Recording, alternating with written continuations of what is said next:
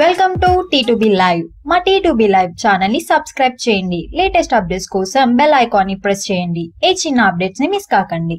Young tiger NTR నటిస్తున్న latest movie Jai Lava Kusa shooting శరవేగంగా జరుగుతున్న విషయం తెలిసిందే.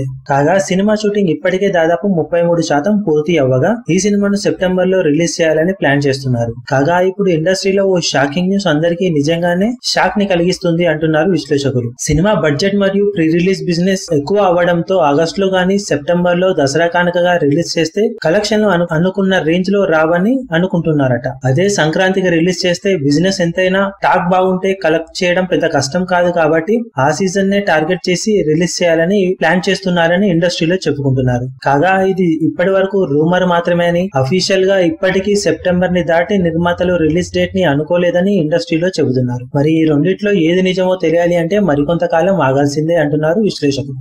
మరిన్ని లేటెస్ట్ అప్డేట్స్ కోసం T2B లైవ్ ని సబ్స్క్రైబ్ చేయండి. వీలైతే లైక్ చేయండి, కుదిరితే షేర్ చేయండి.